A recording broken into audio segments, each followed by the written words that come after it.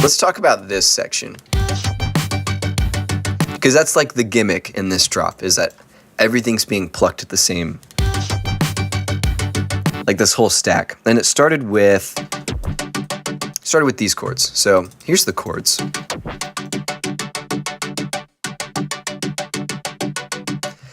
And I kind of follow the lead with the top part of the chord. I have this top voice play that melody. For the most part. Okay, so I have 3 operators. They're all saw waves. I got like a super saw sound by detuning them slightly right here. Okay, so the volume envelope is in the filter, which is right here. Yeah. So here's my volume curve. That's just cutting off really quick. And then I'm playing 16th notes.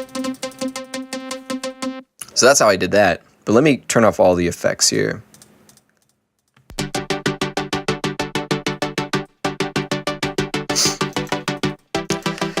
So yeah, I'm just playing a lot of notes, basically. I made it brighter, and I cut out some space for the lead and such. I put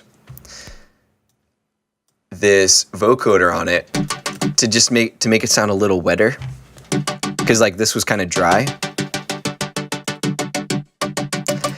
The next thing, I have this slight pitch down.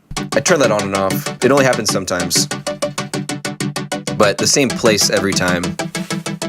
I think it just at the beginning of the phrase. Yeah. Transient processor always sounds great. And then I cut the transients with Maximus. And I'm pretty sure I have pretty low attack and release settings to kill the transient. Just to even this out a bit. Yeah, I find when I have transient processor and like really fast rhythms, the peaks are all over the place. So it's really important to shave off the top to make sure you get your headroom back. And then I did that even more with this.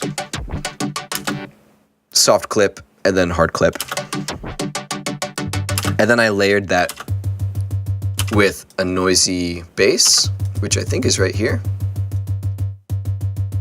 Yeah, it's basically just a sine wave with a little bit of noise. Same concept, just playing single notes.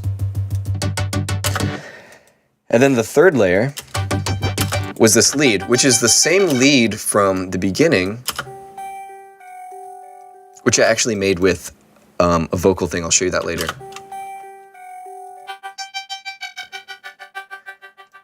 I did the same thing with Love Filter. I just happened to bounce it, which is why it's not here. But you can see, I didn't do straight 16th notes. I actually let it fade in, so I added some attack to let the attack of the other elements come through. Almost like the chords were sidechaining the volume of this lead. So it kind of fades in instead of a direct pluck.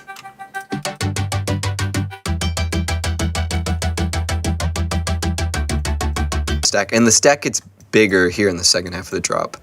I think I bring back the bass from the first drop.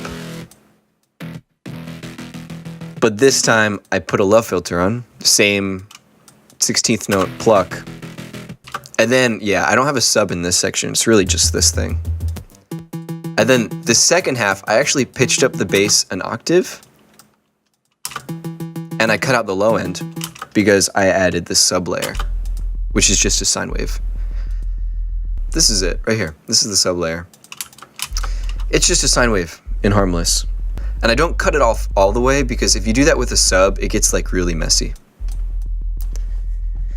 So I did it kind of. Like if I went all the way down here, it's just all pop. And I needed some sustenance.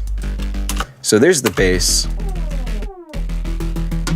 along with the chords and the lead. And then I put the vocal chop in, right?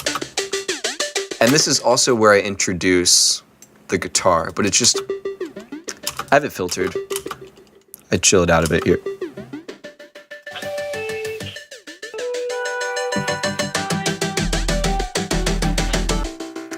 Right, and I also pull the chords from the first drop.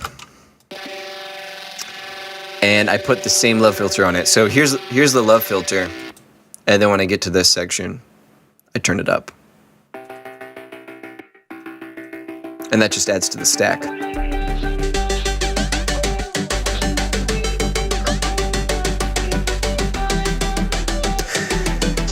Cool? Does that make sense?